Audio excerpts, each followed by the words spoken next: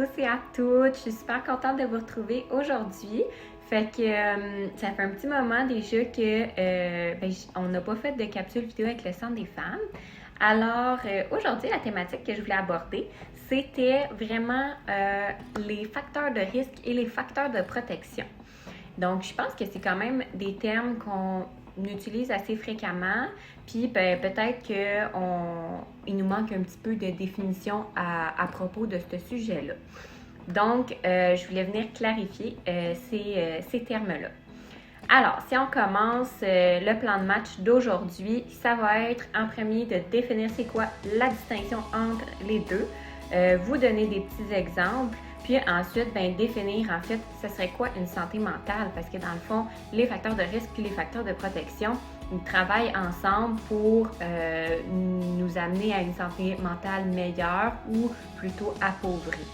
Donc, quand on parle de facteurs de risque puis des facteurs de protection, les deux peuvent être, dans le fond, autant des événements passés, des événements actuels, donc des choses qu'on vit en ce moment.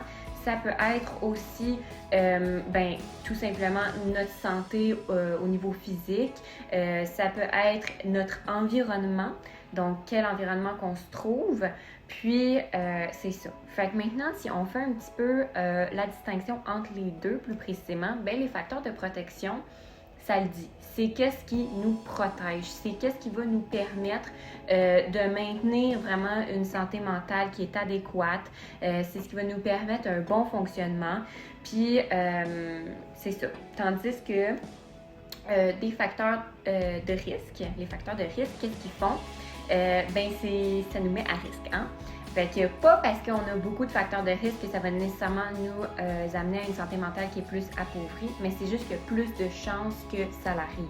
C'est plus probable, dans le fond, qu'on ait qu'on vive une détresse qui est significative par rapport à si on a plus de facteurs de protection. Donc l'objectif, c'est sûr, ça serait d'aller chercher le plus de facteurs de protection possible dans notre entourage, mais c'est pas toujours possible.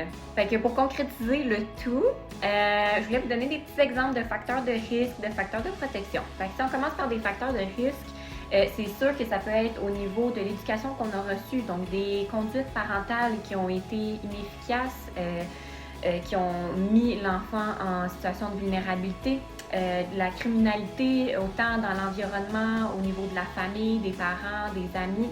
Ça peut être, des mauvais traitements, ça revient un petit peu aussi au niveau des conduites parentales, fait que des mauvais traitements durant l'enfance, de la violence. C'est sûr que des dépendances aussi, que ce soit ton environnement qui a des dépendances, drogue, alcool ou la personne elle-même. Évidemment, il y a l'isolement social aussi qui constitue un facteur de risque assez important. Donc, voilà, il y en existe plein, mais ça, c'est des petits exemples pour un peu plus vous concrétiser la situation. Par rapport aux facteurs de protection, à ce moment-là, ça va être plus par rapport c'est un petit peu le contraire si on veut, là. Fait que justement des conduites parentales qui sont plus adéquates, qui vont favoriser l'expression des émotions, qui vont favoriser une communication, une bonne communication, d'être capable de tirer le positif dans les relations, d'être capable justement d'avoir des relations saines en partant, d'avoir un soutien social, un filet social, donc d'être bien entouré, amis, famille, voisins, d'être capable, c'est ça, de bien s'entourer. D'avoir son sentiment, parce que c'est aussi par rapport à nous-mêmes, là, donc on parle d'un sentiment de compétence, d'une bonne estime de soi, d'avoir confiance en soi, puis évidemment, là, on parle aussi d'un équilibre. Fait que si on peut résumer tous ces exemples de facteurs de protection-là, on va parler d'un équilibre au niveau social, physique, mental, économique, spirituel, émotionnel. Fait que si tous ces facteurs-là, le mieux, ça serait d'avoir un équilibre entre tout ça. Évidemment, c'est quand même un peu utopique d'arriver à ça, mais ça serait l'idéal. Maintenant qu'on a vu c'était quoi les facteurs de risque, les facteurs de protection, je voulais un petit peu vous parler de qu'est-ce qu'on considérait comme étant un bon état de santé mentale. Donc, une bonne santé mentale, c'est quoi? En gros, ça serait un état de bien-être mental. Ça serait également d'être capable, dans le fond, d'affronter des sources de stress de la vie quotidienne. Ça serait d'être capable d'avoir un bon fonctionnement autant au niveau de nos apprentissages qu'on fait dans la vie de tous les jours, au niveau du travail, au niveau de la vie en communauté. Donc, bref, simplement d'être capable d'être productive dans plusieurs sphères de la vie, dans l'ensemble de nos sphères de la vie, dans le fond. Donc, ça ressemble un petit peu à ça. C'est quoi une bonne santé mentale? Je voulais conclure cette vidéo-là. Donc, on est déjà rendu à la fin avec les ressources qui sont possibles. En fait, une ressource importante qui est disponible à Lac-Mégantic, ça serait l'ensoleillé. Donc, c'est une ressource qui est communautaire et alternative en santé mentale.